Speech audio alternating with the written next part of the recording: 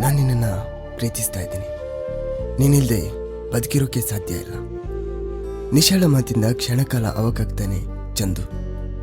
ಅಣ್ಣ ಅಂತ ಅಕ್ಕರೆಯಿಂದ ಬಾಯಿ ತುಂಬ ಕರೀತಾ ಇದ್ದ ನಿಶಾ ಅಂದು ತನ್ನ ಮಾತಿಗೆ ವಿರುದ್ಧವಾದ ವರ್ತನೆಯನ್ನು ತೋರಿಸಿಬಿಟ್ಟಿದ್ಲು. ಚಂದು ಏನನ್ನೂ ಆಡಲಾಗದೆ ಮೌನಿಯಾಗಿ ಬಿಟ್ಟಿದ್ದ.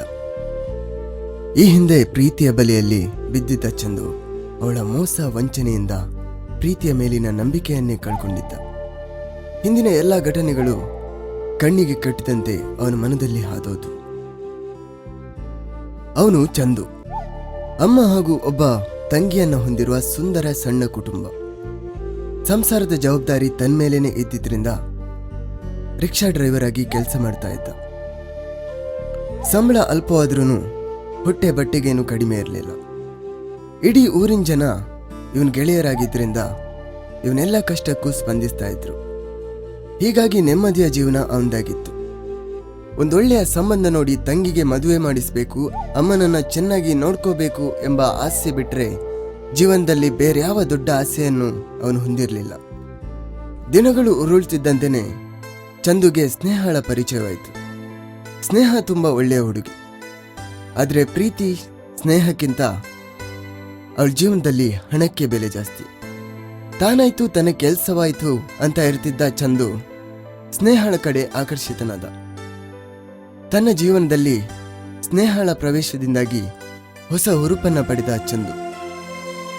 ಎಲ್ಲವೂ ಹೊಸತನಿಸ್ತು ಅವನಿಗೆ. ತನಗೆ ಗೊತ್ತಿಲ್ಲದೆ ಅವನು ಅವಳ ಪ್ರೀತಿಯಲ್ಲಿ ಬಿದ್ಬಿಟ್ಟ. ಅವಳಿಲ್ದೆ ಬದುಕಲಾರೆ ಎಂಬುವಷ್ಟು ಪ್ರೀತಿಸಿದ. ಅವಳು ಸುಂದರ ಕನ್ಯೆ. ಎಂಥವನಾದ್ರೂ ನೋಡಿದ ಕೂಡಲೇ ಆಕರ್ಷಿತನಾಗಬೇಕು, ಅಂತಹ ರೂಪಸಿ. ಮನೆಯಲ್ಲಿ ಬಡತನವಿದ್ದಿದ್ರಿಂದ ತನ್ಗಿಂತ ಶ್ರೀಮಂತನಾಗಿರೋ ಹುಡುಗನನ್ನ ಮದುವೆ ಆಗಬೇಕು ಅನ್ನೋ ಕನಸು ಅವಳ ಮನದಲ್ಲಿ ಇದ್ದಿದ್ದು ಸುಳ್ಳಲ್ಲ. ಚಂದು ಶ್ರೀಮಂತನಲ್ಲ, ಆದರೂ ಅವನನ್ನ ಪ್ರೀತಿಸ್ತಾ ಇದ್ಲು.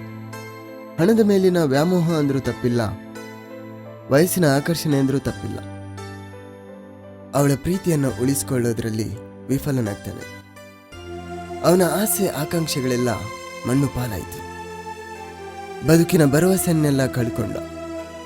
ಸ್ನೇಹಳ ನೆನಪಿನಿಂದ ಹೊರಬರಲಾರದೆ ಒದ್ದಾಡಿದ. ಅತ್ತ ಗೋಗರಿದ. ಅವನ ಯಾವೊಂದು ಭಾವನೆಗಳನ್ನು ಅರ್ಥ ಮಾಡಿಕೊಳ್ಳದ ಸ್ನೇಹ ಬೇರೊಬ್ಬ ಶ್ರೀಮಂತನನ್ನ ಮದುವೆಯಾಗ್ಬಿಟ್ಲು.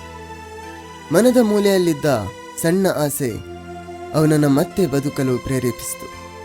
ಅದೇ ಅವನ ತಂಗಿ ಅಮ್ಮ.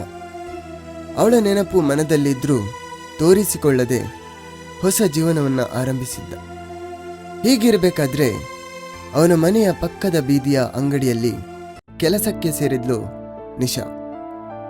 ಚಂದುವಿನ ತಾಯಿ ತಂಗಿಯೊಂದಿಗೆ ಒಡನಾಟವನ್ನ ಇಟ್ಕೊಂಡಿದ್ದ ನಿಶಾ ಸಹಜವಾಗಿಯೇ ಅಣ್ಣ ಎಂದು ಚಂದುವಿನೊಂದಿಗೆ ಒಳ್ಳೆಯ ಬಾಂಧವ್ಯವನ್ನ ಇಟ್ಕೊಂಡಿದ್ಲು. ಅವಳು 17ರ ಹರೆಯದ ಚೆಲುವೆ. ಪ್ರೀತಿಯ ಅರ್ಥವೇನೆಂಬುದನ್ನು ತಿಳಿಯದ ವಯಸ್ಸಿನಲ್ಲಿ ಪ್ರೀತಿಯ ಬಲೆಗೆ ಬಿದ್ದಿದ್ಲು. ಪ್ಲೀಸ್, ನನ್ನನ್ನು ದೂರ ಮಾಡಬೇಡ ಅನ್ನೋ ನಿಶಾಳ ಮಾತಿಂದ ಎಚ್ಚೆತ್ತುಕೊಂಡ ಚಂದು ಅಂದು ಅವಳ ಮಾತಿಗೆ ನಿರುತ್ತರನಾಗಿ ಮನೆಯ ದಾರಿ ಹಿಡಿದಿದ್ದ. ಪ್ರೀತಿ ಕುರುಡೋ ಅಥವಾ ಪ್ರೇಮಿಯೇ ಕುರುಡೋ ಎಂಬಂತೆ ನಿಶಾಳ ಒತ್ತಾಯಕ್ಕೆ ಮಣಿದು ಅವಳನ್ನ ಪ್ರೀತಿಸತೊಡಗಿದ. ಅವನಿಗೆ ಅನ್ನಿಸ್ಲೇ ಇಲ್ಲ ನಾನು ಮತ್ತೆ ಮೂರ್ಖತನದ ಕೆಲಸ ಮಾಡ್ತಾ ಇದ್ದೀನಿ ಅಂತ. ಮೊದಲು ಎಲ್ಲ ಚೆನ್ನಾಗಿತ್ತು. ಇಬ್ರು ಪ್ರೀತಿಯಲ್ಲಿ ಪ್ರಪಂಚವನ್ನೇ ಮರೆತಿದ್ರು. ಚಂದು ಅಂತೂ ತನ್ನ ಮೊದಲಿನ ಸ್ನೇಹಳನ್ನೇ ಮತ್ತೆ ಪಡೆದುಕೊಂಡಷ್ಟು ಖುಷಿಯಾಗಿದ್ದ. ಅಣ್ಣ ತಂಗಿಯ ಬಾಂಧವ್ಯ ಕೆಲವೇ ದಿನಗಳಲ್ಲಿ ಪ್ರೀತಿಯ ರೂಪವನ್ನು ಪಡ್ಕೊಂಡಿತ್ತು.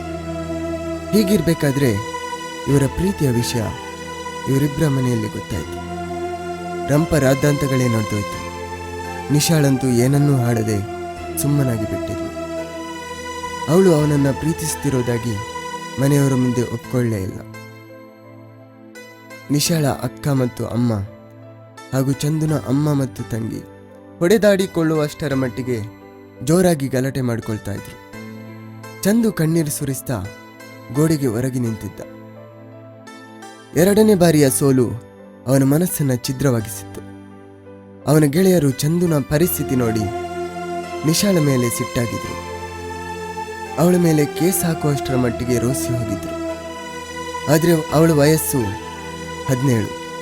ಇವರಿಗೆ ಸೋಲು ಕಟ್ಟಿಟ್ಟ ಬುತ್ತಿ. ಎಲ್ಲವನ್ನೂ ಕಣ್ಣಾರೆ ನೋಡ್ತಾ ಇದ್ದ ನಿಶಾ ಏನೂ ಆಗಿಲ್ಲ ಅನ್ನುವಂತೆ ಮನೆಯವರ ಕೊನೆಯ ನಿರ್ಧಾರವಾದ ಬೇರೆ ಮದುವೆಗೆ ಒಪ್ಕೊಂಡ್ಬಿಟ್ಲು. ಮದುವೆಯೂ ನಡೆಯಿತು. ಚಂದು ಮಾನಸಿಕ ಸ್ಥಿಮಿತವನ್ನೇ ಕಳ್ಕೊಂಡ್ಬಿಟ್ಟಿದ್ದ. ಹುಚ್ಚನಾಗಿ ಹೋಗಿದ್ದ. ಮನೆಗೆ ಆಸರೆಯಾಗಬೇಕಿದ್ದ ಮಗ ಹುಚ್ಚನಾಗಿ ಆಸ್ಪತ್ರೆಯ ಅತಿಥಿಯಾಗಿದ್ದ.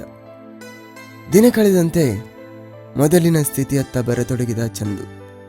ಇನ್ನೇನು ಸಂಪೂರ್ಣ ಗುಣಮುಖ ಆದ ಅನ್ನುವಷ್ಟರಲ್ಲಿ ಬೈಕ್ ಆಕ್ಸಿಡೆಂಟ್ಗೆ ತುತ್ತಾದ. ಇಂದು ಅವನ ಅಮ್ಮ ದೇವಸ್ಥಾನಕ್ಕೆ ಹೋಗ್ತಾ ಇದ್ದಾರೆ. ಅವನ ಆರೋಗ್ಯಕ್ಕಾಗಿ ಅಲ್ಲ, ಅವನ ಚೇತರಿಕೆಗಾಗಿಯೂ ಅಲ್ಲ, ಅವನ 2 ವರ್ಷದ ವರ್ಷಾಂತಿಕಕ್ಕಾಗಿ. ಪ್ರೀತಿ ಮಾಯೆ, ವಯಸ್ಸಿನ ಆಕರ್ಷಣೆ ಜೀವನದ ಬರ್ಬರತೆಗೆ ಕಾರಣವಾಗಬಹುದು. ಇದು ವಯೋಸಹಜವಾದ ಆಕರ್ಷಣೆ ಆದರೂ ಮನೆಗೆ ಆಸರೆಯಾಗಬೇಕಾದವರ ಬಲಿ ಇಡೀ ಕುಟುಂಬವನ್ನ ಬೀದಿಗೆ ತರಬಹುದು.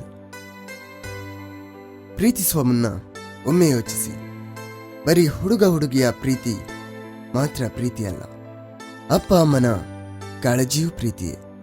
ಅಣ್ಣ ತಂಗಿಯ ತರ್ಲೆ ಬಾಂಧವ್ಯವೂ ಪ್ರೀತಿಯೇ. ಕಣ್ತೆರೆದು ನೋಡುವ ವಿಶಾಲ ಮನೋಭಾವ ನಮ್ಮದಾಗಬೇಕಷ್ಟೇ. ಕಾವ್ಯ ಸುವರ್ಣರವರ ಲೇಖನಿಯ ಮಾತಿಗೆ ಧ್ವನಿಯಾದ ನಾನು ನಿಮ್ಮ VRS.